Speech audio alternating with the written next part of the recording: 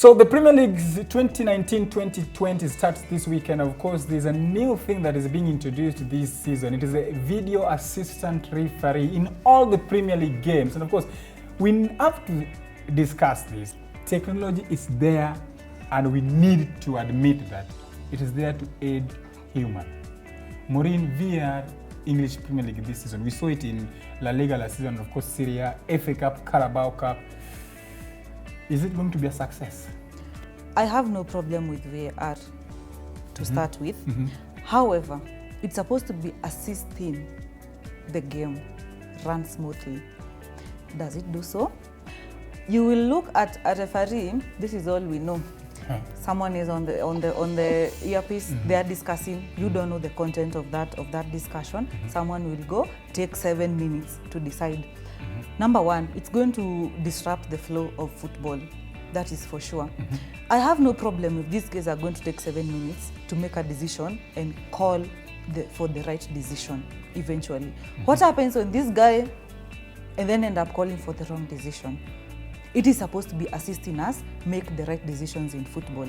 If it's going to take 3 minutes and give a penalty where a penalty is due, no problem. If it's going to take 7 minutes and deny a penalty where a penalty was due, what are we saying?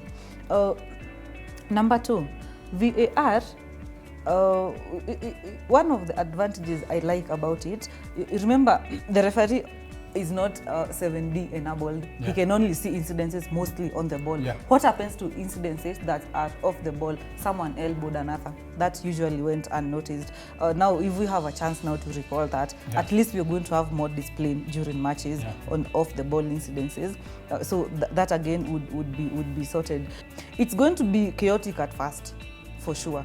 It's going to be chaotic at first, but with time, tukiendelea hivi mtazoea VAR, and you will not even remember how you used to function without VAR. Commentator, VAR technology is here, and we are not going back. That's what is. We saw it in the FIFA World Cup last year, Africa Cup of Nations, La Liga took it, Champions League of course, and of course Manchester United fans will tell you that they beat PSG because of VAR, which is very controversial. According to you, is it going to help some of these decisions that referees in the Premier League tumekuwa tukiona mtu amefunga na handball, yes, imekubaliwa, bao. Ama mtu amefunga na offside, yes, imekubaliwa, bao. Is it going to aid in such instances? Yeah, I think it will, but the question still remains, you are bringing a very controversial technology to the most dramatic league in the world.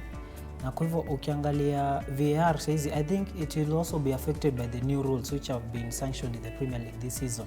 Ukiangalia saizi the bookings of the coaches, no warnings. Hakuna warnings. It's just yellow and red. And then ukiangalia VAR, it only focuses on the goal scoring aspect. Hizo nini chances kama mtu alikuwa anafunga, but then so I'm looking at VAR, yes itakuja, na ukiangalia EPL sometimes easy off the ball moments they also very influential.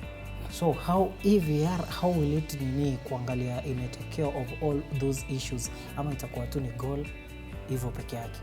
Me, so long as there's justice, whether it's going to take us 10 minutes, but so long as there's justice, yes, I'm okay with VAR. The only problem I have with VAR is that inatoa ile the natural aspect of the sport. Umefunga bao, umeanza kucelebrate, then referee anaambiwa pale kwa masikio, anaenda kwa touchline angalie. Then wewe bado umekaa pale unangoja the decision. Even if the decision goes your way, celebration is not going to be natural. Yes. That's the only thing I think VAR inaharibu. But so long as we have justice, we are okay. John, justice delayed is justice denied. Ama hapa kwa VR tu unaonaje? Okay, it's 50-50. It works.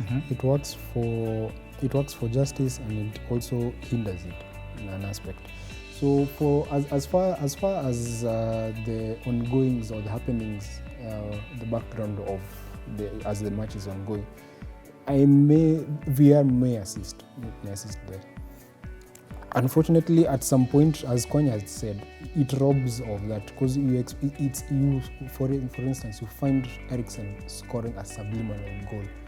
Say it was like a 35-yard shot and Kitu. and it curled into the, and then all of a sudden it stopped. You find the referee saying he has to go and check first, and then says no goal.